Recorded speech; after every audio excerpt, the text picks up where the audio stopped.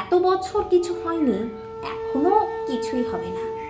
কিন্তু কথাটা বললেও তার মুখে উদ্বেগ স্পষ্ট। এদিকে অন্তরা দেবী সারা রাত ঘুমোতে পারলেন না। সকালে স্নেহার হাত ধরে বললেন, মা, একটা কথা বলবো? বলো মা। আজ এতদিন পর মনে হচ্ছে আমি একটা বড় ভুল করছি। স্নেহা অবাক হয়ে তাকালো। অন্তরা দেবীর চোখে জল। জানিস মা, প্রথম বউটার সময় আমি কোনো প্রতিবাদ করতে পারিনি, দ্বিতীয় বউটার সময়ও না। ভাবতাম সংসার ভেঙে যাবে, লোকজন কি বলবে। স্নেহা শুনে স্তব্ধ হয়ে গেল। তার মানে তুমি সব জানতে মা? অন্তরা দেবী কাঁদতে কাঁদতে বললেন, সবটা না, তবে ওরা যে অত্যাচার করতো সেটা তো জানতাম, কিন্তু সাহস পাইনি কাউকে কিছু বলতে। স্নেহা তার হাত শক্ত করে ধরে বলল, এখন আর কাঁদতে হবে না মা, এবার সত্যিটা সবাই জানবে। সেই দিন সীমা দেবীর সাহায্যে থানায় অভিযোগ দায়ের করা হলো। পুলিশ সমস্ত ঘটনা শুনে তদন্ত শুরু করলো। 2 দিন পর একজন মহিলা পুলিশ অফিসার এসে স্নেহার সঙ্গে দীর্ঘক্ষণ কথা বললেন। তিনি বললেন, আপনার অভিযোগ আমরা গুরুত্ব সহকারে দেখছি, তবে আমাদের আরও কিছু তথ্য দরকার। স্নেহা নিজের ফোন, পুরনো ছবি, ভিডিও সবটাই জমা দিল। তদন্ত যত এগোতে লাগলো ততই নতুন নতুন তথ্য সামনে আসতে শুরু করলো।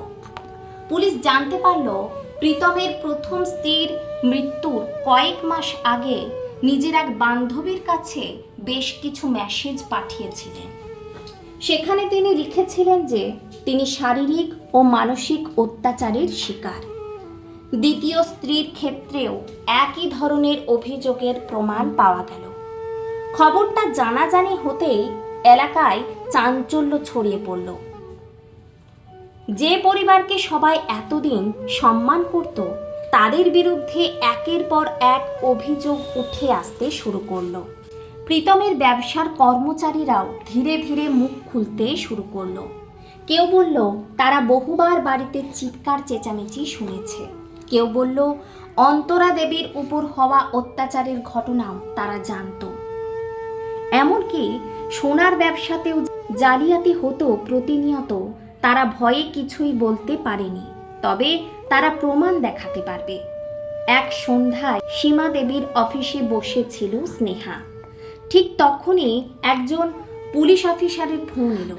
ফোনটা রেখে সীমা দেবীর মুখে অভিব্যক্তি বদলে গেল। স্নেহা ভয় পেয়ে বলল, কি হয়েছে? সীমা দেবী ধীরে ধীরে বললেন, পুলিশ তোমার দেওয়া ভিডিওর সূত্র ধরে একটা গুরুত্বপূর্ণ তথ্য পেয়েছে। কি তথ্য? তোমার শ্বশুরবাড়ির পুরনো একটা আলমারি থেকে কিছু কাগজপত্র উদ্ধার হয়েছে। কিসের কাগজপত্র? সীমা দেবী গভীরভাবে স্নেহার দিকে তাকালেন।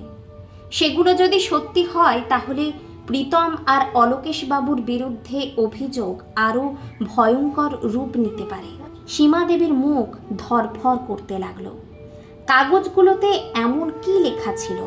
প্রীতমের আগের 2 স্ত্রীর মৃত্যুর পেছনে কি সত্যি কোনো গভীর রহস্য লুকিয়ে আছে? আর সেই সত্য সামনে এলে অলোকেশবাবু ও প্রীতমের কি হবে? কোন গোপন সত্য এতদিন ধরে লুকিয়ে রেখেছিল স্নেহা? পরবর্তী পর্বে জানা যাবে। আপনাদের কেমন লাগলো অবশ্যই আপনারা কমেন্টে জানাতে পারেন। ভালো লাগলে শেয়ার করতে পারেন। কলম ও কণ্ঠে বর্ষা। ধন্যবাদ।